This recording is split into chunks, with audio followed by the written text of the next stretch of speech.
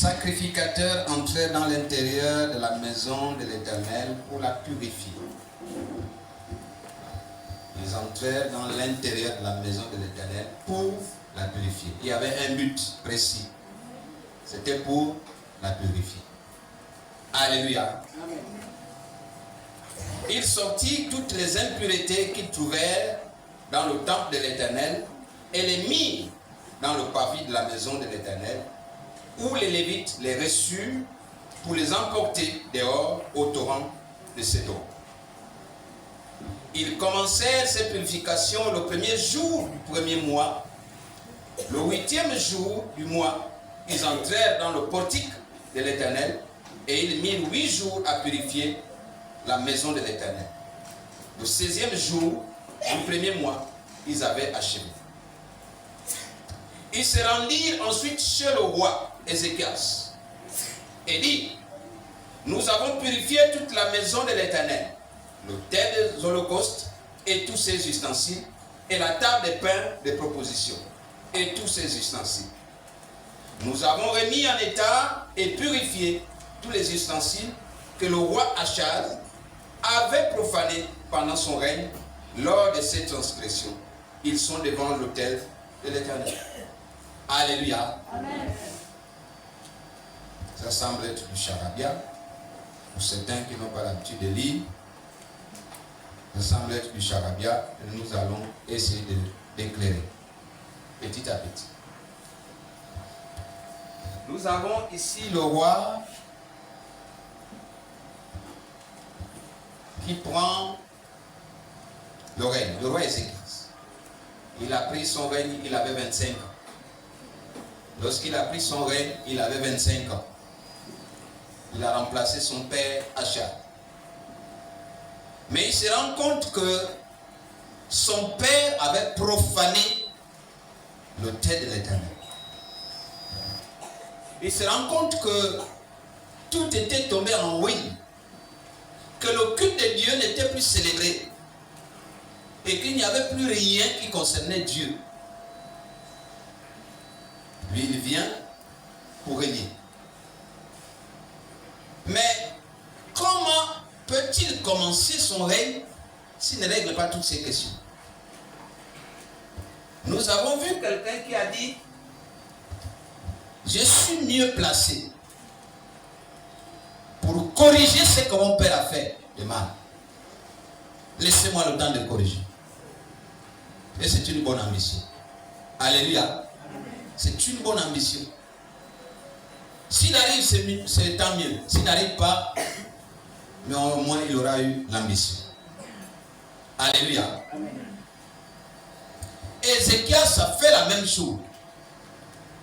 Il dit: mon père a commis des impuretés. Mon père a commis des choses qui ne sont pas bien. Je prends le règne, mais il faut d'abord nettoyer. La Bible dit: les sacrificateurs entrèrent dans l'intérieur de la maison de l'Éternel pour la purifier. Le thème que je voudrais partager avec toi ce matin, il est très simple. Il est très facile. Il faut nettoyer ta maison. Il faut nettoyer ta maison.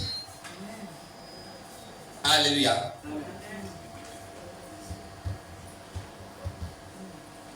Il faut nettoyer ta maison.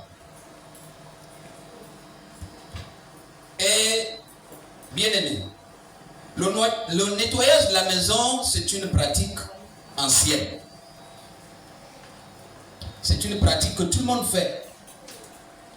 On ne nettoie pas la maison seulement pour qu'elle sente bon, mais pour avoir un espace de vie qui nous convient. Alléluia. Amen. C'est pour ça que tous les matins, nous sommes obligés, chaque fois que nous nous réveillons, de nettoyer la chambre, de nettoyer la douche, de nettoyer le salon, de nettoyer la cuisine, en tout cas de nettoyer notre espace de vie. Alléluia. Et lorsque le roi Ézéchias arrive, il n'a pas fait quelque chose de nouveau. Et il dit, je vais d'abord nettoyer. Mais nettoyer quoi? La maison de l'Éternel. Alléluia. Amen. Oui, le nettoyage est d'une importance capitale. Parce que si on ne nettoie pas notre maison, nous pouvons tomber malades. N'est-ce pas? Amen. La saleté peut nous faire tomber malades. Les odeurs là nous font tomber malades. Les impuretés là nous font tomber malades. Alléluia. Amen. Parce que nous avons négligé la propriété de notre maison. Mais le nettoyage implique une action en profondeur. C'est pas parce que je connais certaines personnes qui ne nettoient que là où passent les pieds. Mais quand tu regardes les coins là, c'est ça.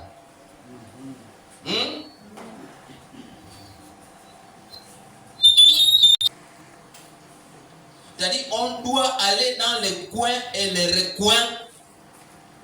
On doit toucher les câbles des autres. Ils font aussi l'électricité. Vous les connaissez? Amen. Les gens qui font l'électricité même sans notre volonté. Amen. Qui viennent installer les réseaux parallèles. Amen. Vous les connaissez? Amen. Il peut commencer son câble ici. Il met même au-dessus de ton câble. Amen. Et ça fait un désordre.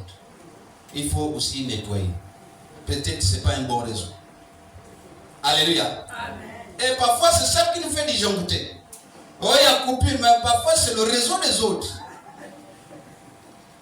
Et il y a les maisons, il y a tous ces câbles là partout. Ça passe. Mais si on ne nettoie pas, on vit avec ces câbles. Alléluia. Amen. Vous les connaissez. Il faut donc prendre des mesures drastiques, des mesures dures pour assainir les lieux, pour enlever les impuretés, pour enlever ces câbles-là de toiles d'araignée. Alléluia. Parce que les toiles d'araignée, ce sont des électriciens. Ils font toujours des câbles partout. Mais négliger cette pratique, souvent, ça nous conduit à être exposé aux maladies, à être exposé à la mauvaise santé, à être exposé aux putréfactions, à toutes les odeurs nécessaires. Alléluia. Ézéchias entreprit un type unique de nettoyage dès son accession au trône. Il avait que 25 ans.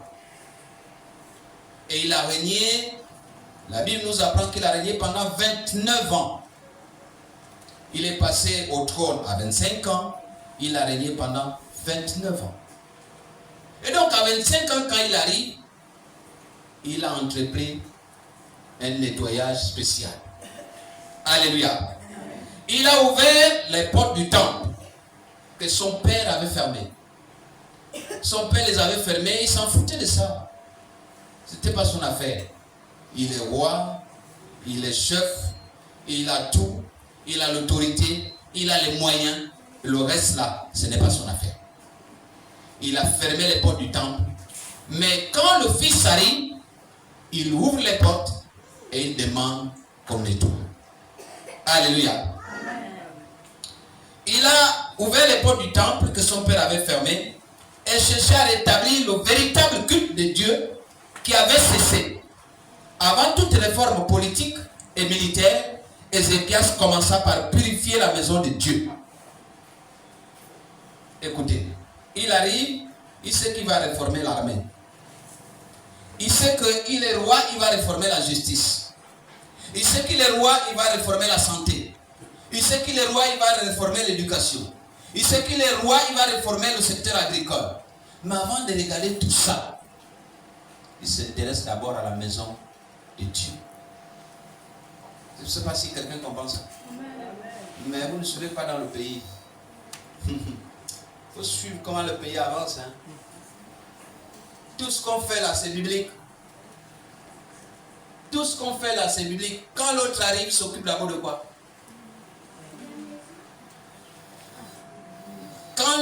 arrive, il s'occupe d'abord de quoi? De ça. Avant les réformes politiques et autres, c'est d'abord cette maison-là. Mais la maison de son père, il n'y a pas des gens qui me suivent, je crois qu'il y a un peu plus. Alléluia. On s'est d'abord occupé de ça. On a distribué les rôles. On dit prends ça, il dit non, c'est pas moi. Donnez au autre là-bas. Je vais mon regard. Et le type là a pris. Le type rouge a pris. On s'occupe d'abord de cette maison-là. Vous croyez que la Bible est en train de rêver? La Bible ne rêve pas. Dès qu'il est arrivé, on organise ça. Qui prend? Oh, toi tu prends. Oh, toi tu... Non. Donnez au type là-bas, qui est comme une tomate. Et vous êtes surpris, vous pensez que c'est des choses qui... Non. Même dans la Bible, ça existe.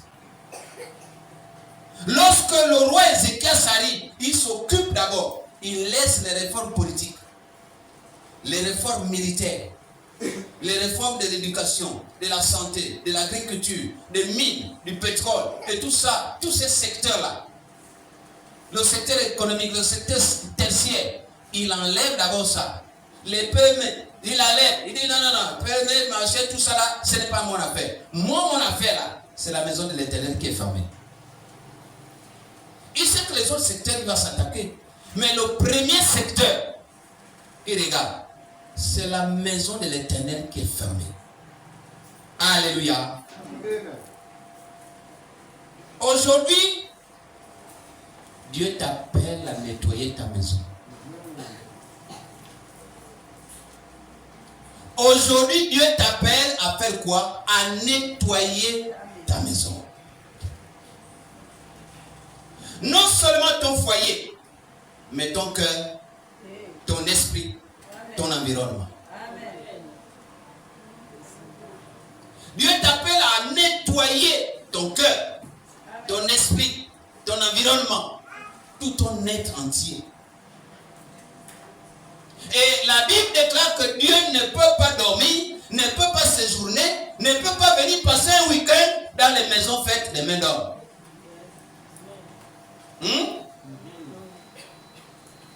Dieu viendra passer son week-end, où ça? Dans ton cœur. Il faut alors le nettoyer. Amen.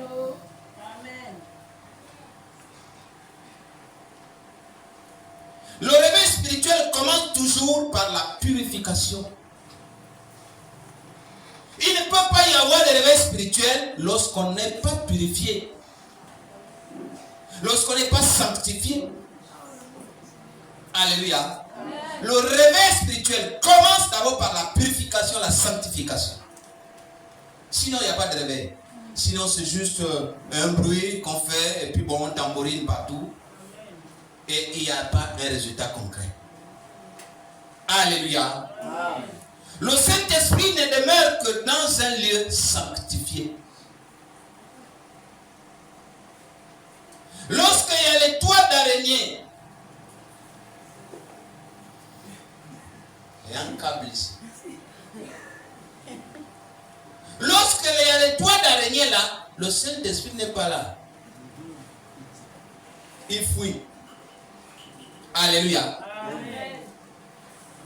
Mais le texte que nous venons de lire nous montre 3 étapes dans le processus de nettoyage que Ézéchias avait entrepris. 1. Le besoin du nettoyage. 2. Le processus du nettoyage. Et 3.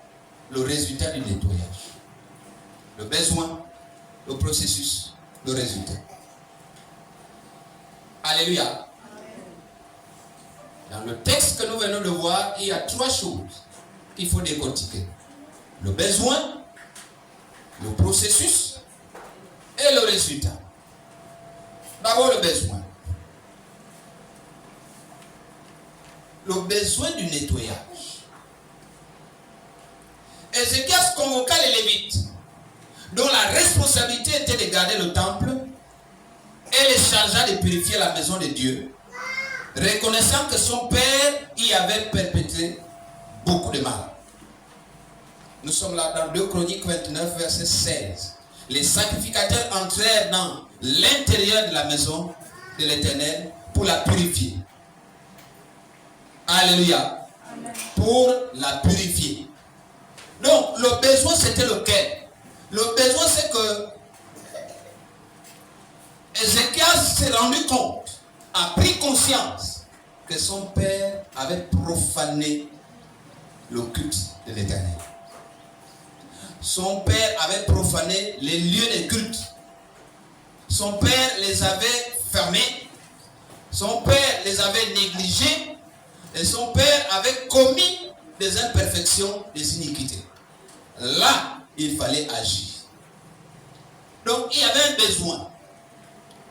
Oui, frère, oui, sœur. Il y a un besoin de nettoyage. Lorsque tu te rends compte que ta vie n'est pas propre. Alléluia. Amen. Lorsque tu te rends compte que ta vie n'est pas celle-là qu'elle devait être, ou n'est pas à la hauteur de ce qu'elle doit être, il y a un besoin. Alléluia. Amen. Le besoin y est. Même si tu sembles l'oublier, même si tu sembles le négliger, même si tu crois être mieux que, le besoin est là. Il y a un besoin de nettoyage. Alléluia. Amen. Le temple était souillé, le péché avait tout envahi. Le temple était souillé, le péché avait tout envahi. Comme nos cœurs. Nos cœurs sont souillés. Le péché a pris place. C'est les critiques, c'est les rancunes, c'est la médisance, c'est la négligence, c'est la paresse. Même prier, on ne peut plus prier. Et là, en ce moment, il y a un besoin. Alléluia. Amen. Même si tu crois qu'il n'y a pas de besoin, il y a un besoin. Parce que le monde dit, la nature a horreur du vide. Ça dit que ton cœur, ton temple qui devait être saturé de prières, s'il n'y en a plus, il y a autre chose à la place. Il y a peut-être la musique mondaine qui a remplacé. On a les écouteurs, et puis on commence à dandiner, on commence, et la musique mondaine. Parce que ce qui devait être là n'est pas là, mais comme ça ne peut pas rester vide, il y a autre chose. La nature a horreur du vide. Donc il y a nécessairement, que tu le veuilles ou pas, un besoin. Un besoin de nettoyage. Le même besoin que Ézéchias avait éprouvé. Le même besoin que toi tu as aujourd'hui. Que nous avons aujourd'hui. Le besoin de nettoyer nos cœurs. De nettoyer le temple du Saint-Esprit. Alléluia. Amen. Oui, le temple était souillé, le péché avait envahi.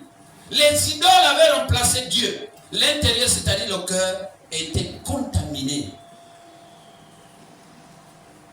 Le cœur avait pris un coup. Le cœur, c'est quoi? C'est l'intérieur de la maison. Ça avait pris un coup. Le cœur était contaminé. Il n'y avait plus que de moisissures. La pourriture dans le cœur. Et nos cœurs aujourd'hui sentent la moisissure. Sentent la pourriture. C'est comme les poubelles que vous voyez là. En réalité, les poubelles, vous les voyez à ciel ouvert. Mais nos cœurs ressemblent à ces poubelles. Amen. Vis-à-vis de Dieu. Même lorsqu'on se force, à moi au moins, mais lui là, oh, c'est trop. Non, personne n'est trop. Nous sommes pareils. Oh? Je suis une gagne. Il faut accepter. Nous sommes pareils. Nos cœurs ressemblent aux poubelles là. Il y a des gens qui dans leurs oreilles sont les hitatipontes. Ça c'est le gros français. Non, là, je sais qu'il y a des gens qui n'ont pas compris. Bon, ils sont en train de se demander, il a dit quoi? Parce que c'est un gros français. Nos oreilles sont comme le panier qui est déjà percé là. Le panier percé avec lequel on ramasse les ordures là. On ne met jamais le dindon qui est propre. On met les os qu'on a déjà croqués. Vrai ou faux? C'est comme ça que sont nos oreilles. Il y a des oreilles des gens qui n'écoutent jamais ce qui est bien. Quand tu lui dis, oh, l'homme de Dieu, il est puissant, et ça l'énerve, c'est pas ce qu'il va écouter. Tu dis, oh, l'homme de Dieu, oh, c'est un bandit. Ah, ah, là, ça le soit. Là, c'est le Itachi-bon. Vous comprenez, non? Il y a des gens que ça énerve. Si tu dis, papa Jean, oh, papa, c'est monsieur comme ça, arrangé. Il me parle de quoi? Les oreilles, là, ne sont pas. C'est pas les oreilles fabriquées pour écouter ça. Il faut dire, papa Jean, oh non, lui, oh non, faut même pas le regarder. Alors, là, ça ramasse tout. Vous comprenez, non? Nous sommes pourris jusqu'à la moelle. Alléluia. Et tu oublies? Aujourd'hui encore, nos temples sont parfois remplis de péchés, de rancunes, de jalousie, d'hypocrisie, de désordre moral. Nos temples, nos cœurs. Dans nos cœurs, là, c'est la rancune. Dans nos cœurs, là, c'est l'hypocrisie. C'est-à-dire, il rit devant toi, mais derrière, il te poignarde. Ce matin, on enseignait ce matin, en disant, il y en a qui t'appellent père en face. C'est mon père. Mais dès que tu tournes le dos, il te poignarde. Et c'est ça. Nous sommes tous pourris. Et nous avons besoin. Donc, il y a besoin de nettoyage. Alléluia. Amen. Les priorités sont renversées. Et Dieu est relégué au second plan. Ézéchias trouve comme priorité pas la réforme politique et militaire, mais la réforme de la maison de Dieu. Voici la priorité d'Ézéchias. Mais nous on trouve comme priorité le gain effréné d'argent, le paraître, mais pas l'être. Le paraître et non l'être. On ne veut pas être, mais on veut paraître. Voilà ce qu'on veut. C'est-à-dire quand on arrive là, il faut que les gens pensent que, sentent que, disent que. Mais en fait, on n'est même pas ce qu'on veut.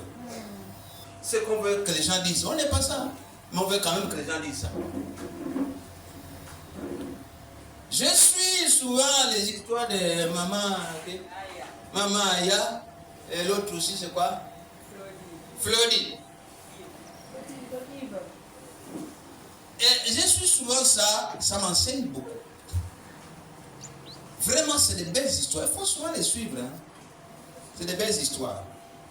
Et il y a un jour, une jeune fille, venant on ne sait de quel monde, elle avait toujours envie de prendre ce qui appartenait aux autres. Elle arrive là et trouve une belle montre chez sa copine elle-même. Parfois, elle ne demandait même pas. Elle arrive là, elle trouve une belle robe. Même à une soirée, quand ils sont invités, elle emprunte, elle prend la robe. Parfois, elle ne demande même pas, elle porte. Telle chose, elle prend.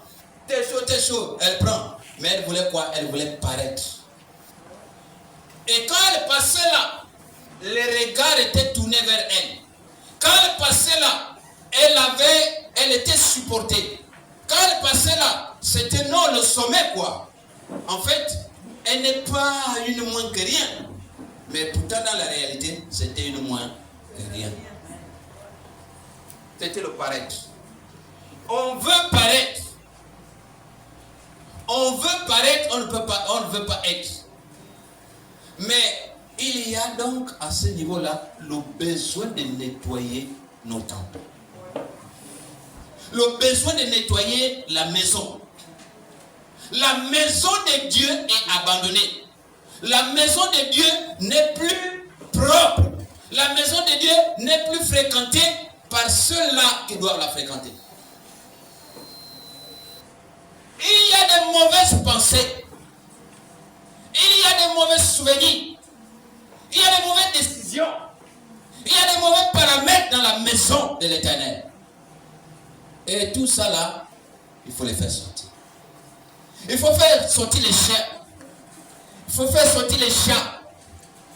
Encore que les chats, c'est les chats noirs. Alléluia.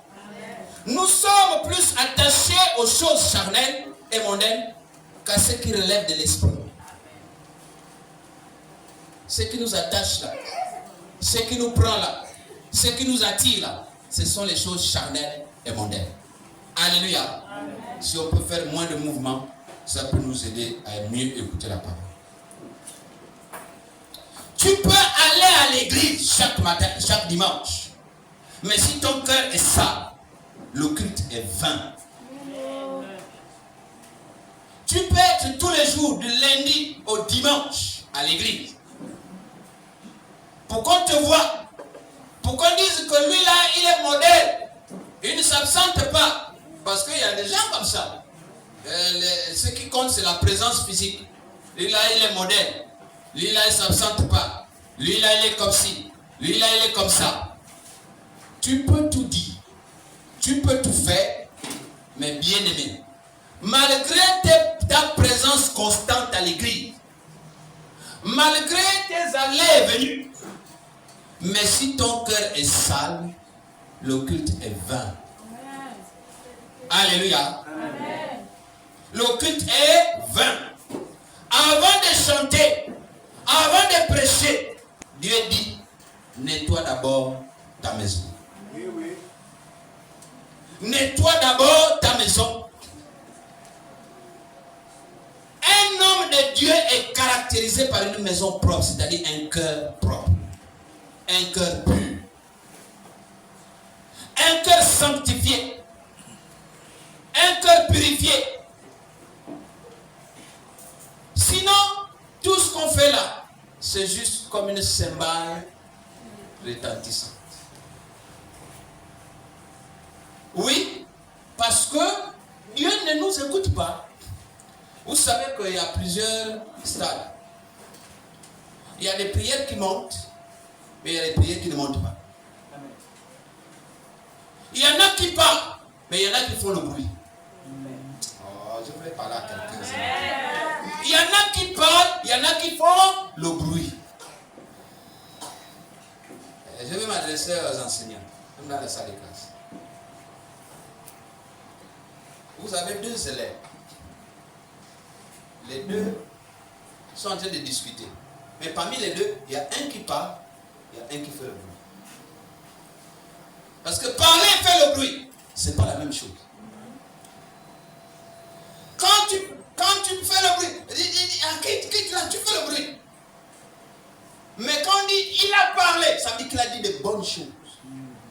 Des choses que les oreilles ont envie d'entendre. Vous comprenez, non? Là, il a parlé. Mais quand tu dis des choses qui sont les tu fais le bruit. Et l'enseignant te dit, hey, assieds-toi, tu fais le bruit. Mais si tu te lèves et tu dis, monsieur, oui, mais l'équation là qui est posée, je pense que X est égal à, tu as parlé, tu viens de parler. Tu comprends, non? Mais si tu dis, ah, monsieur, mais l'équation là qui est faite, non, mais après, c'est pas notre niveau, machin, mais non, mais c'est comme, tu fais le bruit. Je ne sais pas si vous voyez la différence. Il y a ceux qui font le bruit, il y a ceux qui parlent. Pendant que nous prions, il y a des gens qui font le bruit et Dieu n'écoute pas ça. Et tu fais le bruit. Parce que tu n'es pas la voix autorisée. Et alors, quand il prie là, juste un seul mot, Dieu a déjà écouté. Parce que c'est une voix autorisée. Mais tout le monde peut avoir la voix autorisée. La voix autorisée lorsque tu as un esprit purifié. Tu as un cœur sanctifié.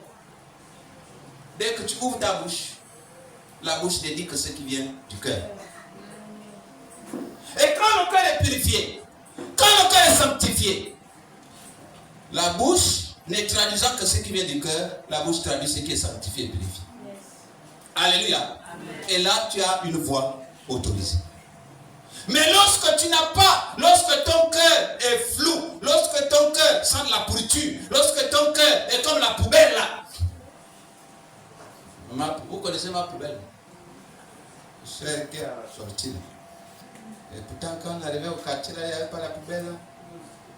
Mais elle est là. Elle commence à s'étendre, à s'élargir.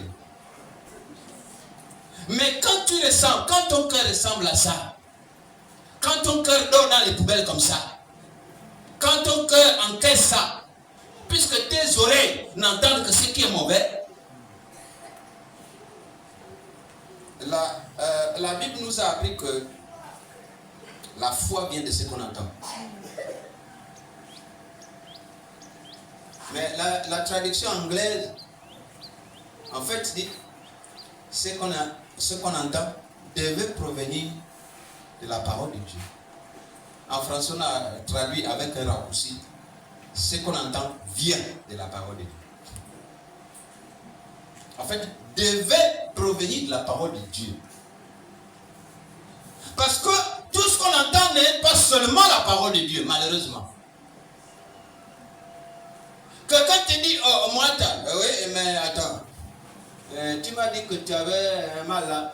Toi, tu ne vois pas que c'est un petit flash. Tout à fait. Oh, mais moi aussi j'ai soupçonné. Je dis, mais je connais quelqu'un. Est-ce que ce que tu viens d'entendre là, c'est la parole de Dieu? C'est la parole de Dieu? Non, c'est la parole de Satan. Satan aussi parle. Oui, oui. Et tes oreilles. Et parfois tes oreilles, c'est ça que tes oreilles aiment entendre. Parce que ça tu penses. Ne ramasse que les ordures. Ça ne ramasse que les ordures. Vous savez, le cœur dit quoi? Quand tu as ramassé quoi? Les ordures. Le cœur encaisse. Parce que tout ce qu'on ramasse là, à travers les oreilles, ça va s'asseoir où? Dans le cœur. Et le jour ça sort quoi? Tout ce qui est ça. Vous savez, j'ai eu la grâce, parce que le mur de Berlin a chuté, est tombé en 90. Et puis, les deux Allemagnes qui étaient séparées ont commencé à se réconcilier. La grande forteresse qui était là, où on payait le passeport. C'est-à-dire qu'on divise Mouila en deux. C'est ça l'Allemagne que vous entendez. L'Allemagne de l'Est et l'Allemagne de l'Ouest. C'était comme Mouila, on divise en deux. Pour aller de l'autre côté, tu payes le passeport pour aller de l'autre côté. Vous donnez les ordures parce que vous n'avez que des ordures dans vos cœurs. Mais nous sommes venus vous donner à manger du poisson, du riz, de la salade, tout, parce que c'est ce que nous avons. Le cœur ne fait que sortir ce qu'on a. Alléluia. Amen. Le cœur ne fait sortir que ce qu'on a.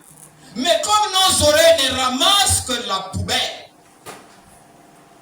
le cœur sort quoi? La poubelle.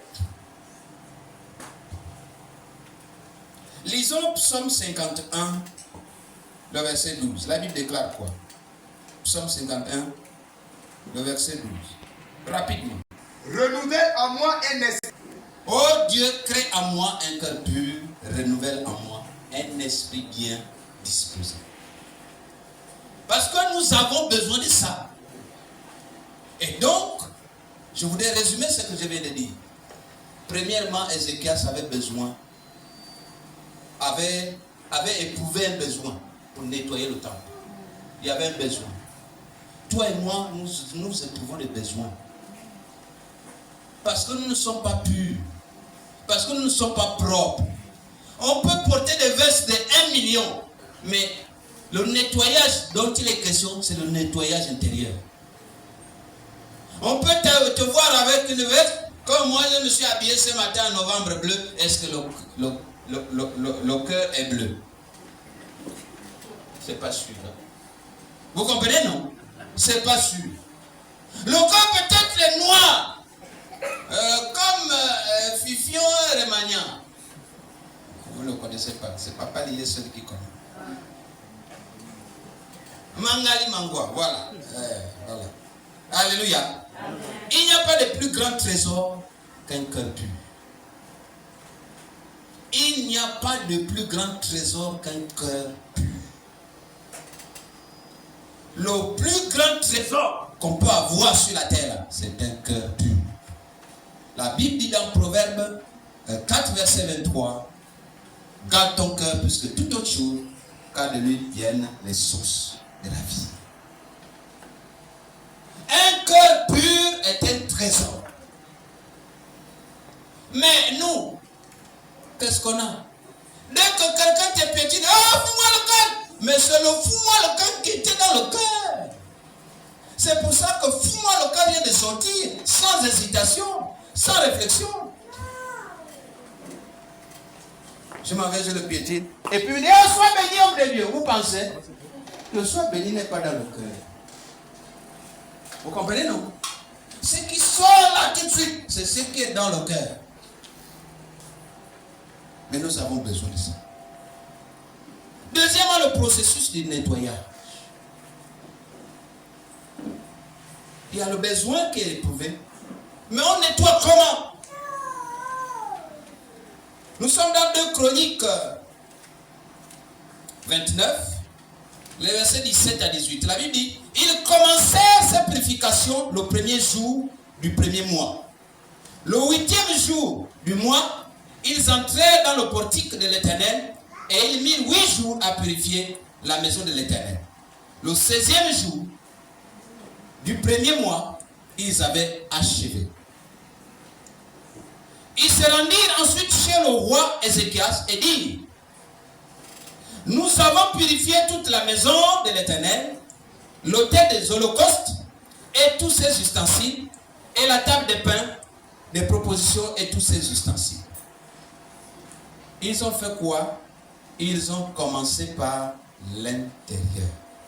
Ils commençaient ces purifications le premier jour du premier mois. Le premier jour du premier mois, ils ont commencé. Ils ont fait 7 jours. La Bible dit, le 8e jour, ils sont rentrés dans le portique et là-bas encore, ils ont fait 8 jours. Et la Bible dit, le 16e jour, ils avaient terminé. Alléluia. Amen. Bien aimé. Les Lévites s'assemblèrent et entreprirent d'abord un processus de purification personnelle. Avant de vouloir purifier l'église, tu te purifies d'abord toi-même. Tu ne peux pas dire, oh, faites seulement ce que je vous demande de faire, mais ne faites pas ce que... Non. Commence d'abord toi-même. La charité bien ordonnée commence par soi. C'est quoi charité? Charité veut dire amour. La charité bien ordonnée commence par soi-même. Tu commences, tu deviens un modèle, tu deviens un exemple à suivre, et puis les autres se greffent.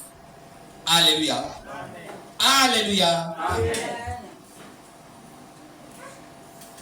Les Lévites s'assemblaient et entreprirent d'abord un processus de purification personnelle, reconnaissant que ceux qui cherchaient l'équité doivent venir avec des mains pures. Tu ne peux pas chercher la pureté, tu ne peux pas chercher l'équité, tu ne peux pas chercher la sanctification alors que toi-même tu as les mains sales. Alléluia. Ça ne peut pas aller. Le nettoyage commence à l'intérieur. Le processus, c'est comment? Le nettoyage commence à l'intérieur. On veut une église propre. Commençons d'abord par l'intérieur. Ensuite, vous avez vu ce matin, nous tous on a pris le colossaux. Ça c'est un grand mot. Ah non, là c'est un grand dictionnaire. On a pris les colossaux. Hein? Nous tous, c'était collé au pantalon. Il y a encore même les signes. Vous voyez les signes sur la chaussette. Pourquoi? Parce que l'extérieur n'est pas nettoyé. Quand l'extérieur n'est pas nettoyé, on a l'impression que l'intérieur doit aussi être pareil. Vous comprenez, non? C'est pour ça que, mon ami, si tu ne nettoies que l'extérieur, on va dire donc que l'intérieur est aussi déjà propre. Non. Si tu ne nettoies que l'extérieur là, quand les gens arrivent, oh comme ici c'est propre, ça veut dire que l'intérieur c'est propre. Non, parfois c'est pas propre. Le nettoyage doit commencer par l'intérieur. Même si on se moque de l'extérieur, mais on commence d'abord par l'intérieur. On commence d'abord par l'intérieur. Pendant qu'on est en train de se moquer de l'extérieur, mais quand l'intérieur est propre, on dit, ah, j'ai entendu quelqu'un. Quand nous voit ça là, même dans les vidéos, mais on n'a pas l'impression que c'est en planche. On trompe les autres, non? Mais on trompe comment? Positivement. Vous comprenez, non? Pourquoi? Parce qu'on a d'abord commencé à attaquer l'intérieur. Ce matin, il y a une maman qui était en train de me dire, mais si c'était pour nous, si on nous avait donné, on devait relever ça. On devait rembler là et puis l'église se trouverait en haut. N'est-ce pas? Pourquoi? Parce que et elle a vu que l'intérieur est déjà bien, mais il faut que l'extérieur aussi suive maintenant. Mais toi, tu mets seulement les habits, le fin lin, mais le fin lin est lino de pepito. C'est à l'intérieur. C'est à l'intérieur. Le fin lin doit être à l'intérieur. Mais si tu as un fin lin à l'extérieur, on ne voit pas le lino de pepito. Alléluia. Non, on ne le voit pas. Le nettoyage commence à l'intérieur. Les sacrificateurs entrent dans la maison. Ils se rendirent ensuite dans les parties intérieures du temple et ils découvrirent une immense impureté. C'est-à-dire, quand on va rentrer dans ton cœur, là, les choses qu'on va trouver là, ça ne ressemble pas à ce à quoi on s'attendait. On sait que c'est un homme de Dieu, on sait que c'est un chrétien, on sait que c'est une chrétienne, mais voici ce qu'on peut à peu près trouver. Mais quand on rentre, ce qu'on trouve, c'est autre chose. Alléluia. Mais parce qu'on est un faux chrétien, on fait semblant, on fait croire que, alors qu'on ne l'est pas. Alléluia. Non, on ne l'est pas. On fait croire. D'abord, avec Dieu, on nettoie l'intérieur. Vous savez, même si on te nettoie de l'extérieur, sache que c'est pour que l'intérieur rayonne. Si on nettoie le temple là de l'extérieur, c'est pour que l'intérieur rayonne. Mais si l'intérieur ne peut pas rayonner, ça ne servira à rien de nettoyer à l'extérieur. On nettoie le palmier par l'extérieur. Et chaque fois que vous coupez les branches du palmier, le palmier est en joie parce qu'il pousse tranquillement. Je ne sais pas si quelqu'un a compris. C'est pour ça que le psaume 92 dit,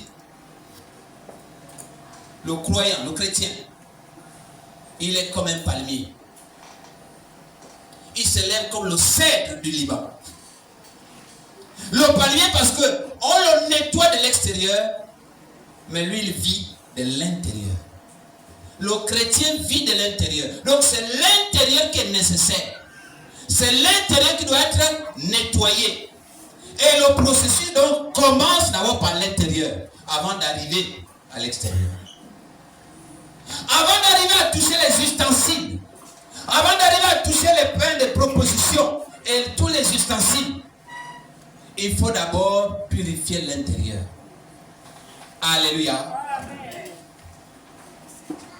Il faut sortir les impuretés. Tant que tu gardes des choses cachées, Dieu ne peut pas agir. Quelqu'un a compris ça? Tant qu'on garde des choses cachées, Dieu ne peut pas agir. Tu peux prier Dieu 100 ans. Il n'y aura aucune réponse. Il n'y aura aucune réaction parce que tu gardes des choses cachées. L'homme ne te voit pas. Le pasteur ne te voit pas. Les frères en Christ ne te voient pas. Les sœurs en Christ ne te voient pas. Mais Dieu te voit. Dieu est dans tout ce qu'il vit. Dans tout ce qu'il a fait. Même lorsque tu rentres dans une chambre cachée, fermée, le vent là qui te touche, c'est Dieu qui est en train de te toucher. Je te vois. Oui, oui. Beau frère, je te vois. Belle sœur, je te touche. Le vent là. Parce que Dieu est dans le vent. Dieu est dans l'air que nous respirons. Dieu est dans les arbres. Dieu est dans tout ce qui respire. La Bible dit que tout ce qui respire loue l'Éternel. Parce que l'Éternel est dedans. Pendant que tu es là, tu fermes la porte, tu fermes tout. Il est en train de te moiter. Nous sommes ensemble. Il te caresse, il y a un petit vent qui vient. Oh, mettons la climatisation. Le vent là vient. Mais le vent là, c'est Dieu. Oui, oui. Et continue, je te vois. Il te voit. Il te voulait. Il faut sortir les impuretés. Tant que tu gardes des choses cachées, Dieu ne peut pas agir. C'est repentir, c'est faire sortir la saleté que Dieu doit purifier. C'est ça la repentance. La repentance, c'est le fait de sortir la saleté. Ce qui est sale à l'intérieur, on fait sortir. On dit qu'on se repent. Mais on dit je me repens alors que ce qui est à l'intérieur est caché à l'intérieur. Continue à cacher. Le nettoyage demande du temps et de la persévérance. Les autres, ils ont mis 16 jours pour tout nettoyer. Le premier jour, ils ont commencé par l'intérieur. Le 8e jour, ils sont rentrés dans le portique de Dieu. Ils ont fait 8 jours là-bas. Au total, ils avaient fait 16 jours avant de terminer. Donc, il faut du temps. Parce que la conversion, c'est un processus. On n'est pas converti le même jour. On n'est pas converti en un jour. On n'est pas converti en un an. On n'est pas converti en 2 ans. On n'est pas converti parfois en 10 ans. C'est un processus continuel. Alléluia. La conversion, c'est un processus qui doit se vivre tous les jours. Tous les jours, on doit chercher à s'améliorer. Si quelqu'un vous dit qu'il est déjà converti, il est déjà arrivé, il a achevé la course, mais il n'a qu'à mourir.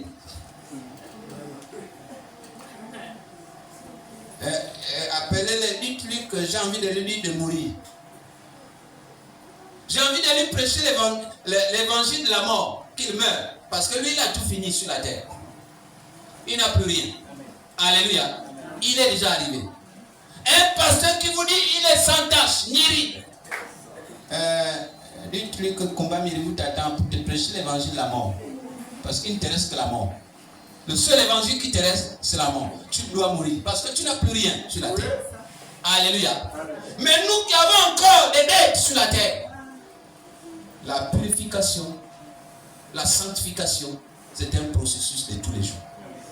Alléluia. Amen. Ils ont travaillé pendant 7 jours pour purifier la maison, l'autel et tous les ustensiles. La sanctification est continue, ne s'arrête pas. Alléluia. Chaque jour, Dieu t'invite à faire le ménage spirituel. Chaque jour, Dieu t'invite à faire le ménage spirituel. Tu as besoin de faire le ménage. Tu as besoin de te sanctifier. Tu as besoin de te purifier. Tu as besoin de te corriger. Parce que si tu es tordu, c'est la parole de Dieu qui peut te redresser. Alléluia. Alléluia. Amen. Ose regarder dans les coins oubliés de ton cœur. Essaie de regarder dans les coins oubliés de ton cœur. Il y a un petit quelque chose que tu caches là. Il y a un petit standard. Bon, bien. Il y a un petit standard que tu as oublié, qui est dans un coin de ton cœur. Il y a une petite tâche que tu as oubliée, qui est dans un coin de ton cœur. Et il suffit de faire une introspection pour te rendre compte qu'il y a quelque chose que je fais qui est mauvais. Alléluia. Amen. Ça fait mal, je sais, à certains. Ça fait mal. C'est des messages qui ne sont pas bien. Mais il faut les prêcher. Laisse le Saint-Esprit te montrer ce qu'il faut jeter. Si tes yeux, les yeux humains ne voient pas, mais laisse les yeux du Saint-Esprit t'éclairer pour te montrer ce qu'il faut jeter. Il y a forcément des choses qu'il faut jeter dans ton cœur. Il y a forcément des choses qu'il faut abandonner. Il y a forcément des actions que tu poses qu'il faut éviter. Mais laisse le Saint-Esprit te montrer. Laisse le Saint-Esprit te les présenter. Parce que la Bible est claire. La Bible dit, quand Jésus partait, il a dit, j'enverrai le Saint-Esprit. Je ne vous laisserai pas orphelin. Je vous enverrai quoi? Le Saint-Esprit. Pour vous faire quoi? Pour vous éclairer, pour vous guider, pour vous montrer ce que vous ne savez pas, pour vous rappeler ce que je suis en train de vous dire là. Il va vous rappeler ça.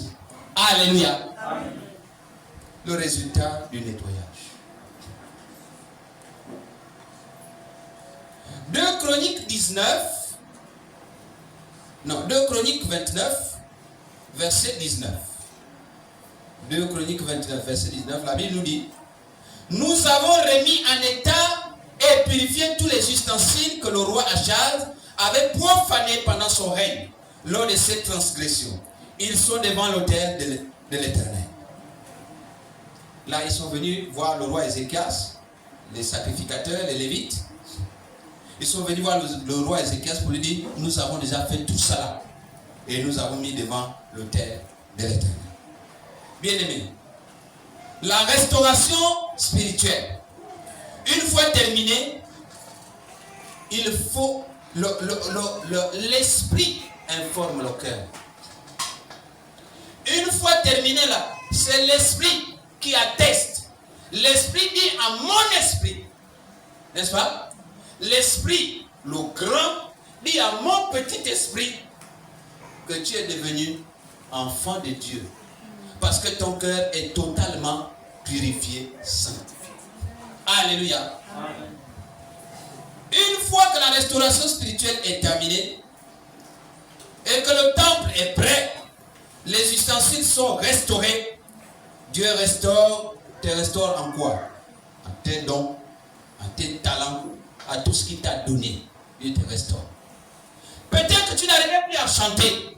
Peut-être que tu n'arrivais plus à jouer aux instruments. Peut-être que tu n'arrivais plus à prêcher. Peut-être que tu n'arrivais plus à exhorter. Mais une fois que le cœur est purifié, sanctifié, Dieu te restaure. Dieu te remet dans tes talents. Dieu te remet dans tes dons. Dieu te remet dans tout ce qu'il a décidé pour toi. Et tu reprends ta place. Alléluia. Amen. Oui. Parce que Dieu n'est pas le fils d'un homme pour mentir. S'il a dit, il fait, il le fait. Son oreille n'est pas trop dure pour ne pas entendre, ni sa main trop courte pour ne pas se sauver. Alléluia. Amen. Il sauve et il sauvera toujours. Il entend et il entendra toujours. Il est celui qui ne sommeille ni ne dort. Alléluia. Amen. La gloire de Dieu revient. Le culte reprend. La présence de Dieu revient lorsque tout est restauré. Yes. Alléluia. Amen. Quand la maison est propre, Dieu revient y habiter. Le Saint-Esprit est attristé quand la maison est sale. Il s'en va, il fuit. Mais dès que la maison est propre, l'Esprit de Dieu revient. Alléluia. Amen. Israël a recommencé après le nettoyage à adorer Dieu. Le Dieu qui était profané, le Dieu que le roi Achaz avait chassé, le Dieu que le roi Achaz avait trahi, le Dieu que le roi Achaz avait piétiné. Mais le roi Ézéchias, lorsqu'il est arrivé, il a restauré le culte de Dieu et Israël a repris l'adoration de Dieu. Alléluia. Amen. Israël a repris l'adoration de son Dieu. Bien-aimé, quand tu nettoies ta maison, Dieu restaure ton autorité spirituelle. Quand tu nettoies ta maison, Dieu restaure ton autorité spirituelle. À un moment donné, tu peux sembler que tu parles en vain, comme une sémale retentissante. Tu fais le bruit. Mais à un autre moment donné, tu vas te rendre compte que désormais, quand tu parles, on t'entend. En fait, tu ne fais plus le bruit, mais tu parles. Tu ne fais plus le bruit, maintenant tu parles. Alléluia. Alléluia. Ton cœur devient un lieu d'adoration et ta vie un témoignage vivant. Ton cœur devient un lieu d'adoration et ta vie un témoignage vivant. La Bible dit dans Matthieu 5, 8, heureux ceux qui ont le cœur pur, car ils verront Dieu. Heureux ceux ceux qui ont le cœur pur, car ils verront Dieu. Ceux qui n'ont pas le cœur pur ne verront jamais Dieu. Vouloir. Ceux qui n'ont pas le cœur pur ne verront jamais Dieu. Nous avons besoin d'une restauration. Nous avons besoin de nettoyer notre temple. Même Jésus s'était fâché lorsque la maison de son père était transformée en caverne de voleurs.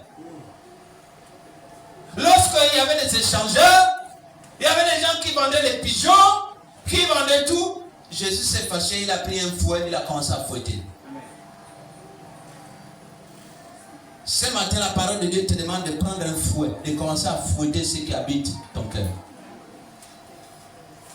Alléluia. Amen. Prends un fouet spirituel. Commence à fouetter. Commence à dire à ceux qui habitent ton cœur, déménager. Parce que vous ne payez pas la location. Vous êtes des locataires. Le propriétaire arrive. Lorsque le propriétaire arrive, même si la maison était en location, il dit, moi je n'ai pas une autre maison dans laquelle je vais habiter. J'avais construit cette maison-là pour que j'habite moi-même. Bon, c'est fini la location. Je l'ai mise en location parce que j'étais encore en train de travailler ailleurs. Maintenant que je reviens, je prends ma maison. Le propriétaire de la maison va reprendre sa maison. Alléluia. Amen. En tant que croyants, nous avons besoin d'un nettoyage similaire. Non pas seulement du temple physique, mais de nous-mêmes en tant que temple du Saint-Esprit. Nous avons besoin du nettoyage parce que la Bible dit dans le livre de Corinthiens, ne savez-vous pas que votre corps est quoi? Le temple du Saint-Esprit. Nous sommes le temple du Saint-Esprit. Donc nous avons besoin de ce nettoyage-là. En nous examinant, si nous percevons une quelconque impureté, nous devons immédiatement prendre des mesures pour nous purifier en reconnaissant, en confessant, en abandonnant le péché. Le sang de Jésus nous purifie de tout péché. C'est le sang de Jésus qui peut tout nettoyer. C'est le sang de Jésus qui peut tout balayer. Lorsque nous sentons que là-dedans, plus rien ne marche, nous sommes en capacité de juger que là, nous sommes perdus. Nous sommes en capacité de juger que là, nous sommes sur une mauvaise voie. Et nous pouvons demander l'aide de Dieu. Alléluia. Amen. Agir ainsi constamment est le seul moyen de maintenir une bonne santé spirituelle.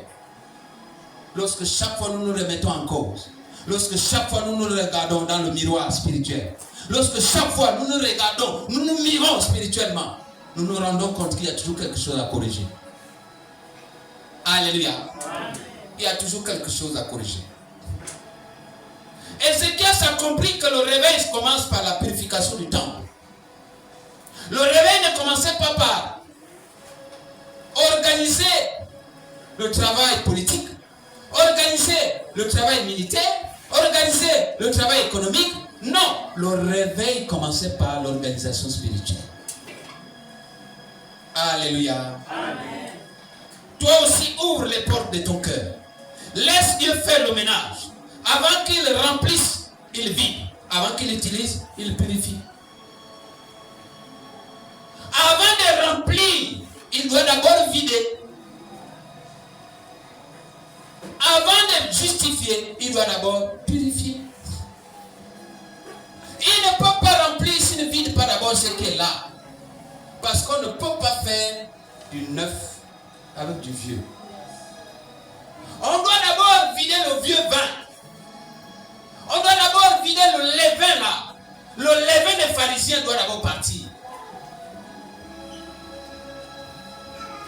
Alléluia.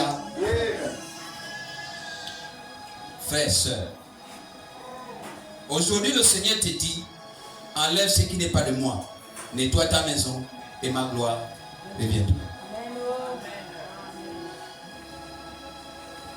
Nettoie ce qui n'est pas de moi. Mets dehors les impuretés. Nettoie les coins et les recoins de ton cœur. Et ma gloire reviendra. Alléluia. Ma gloire reviendra. Ma gloire ne peut pas revenir tant qu'il y a encore les impuretés. Accepte le nettoyage. Accepte la pureté.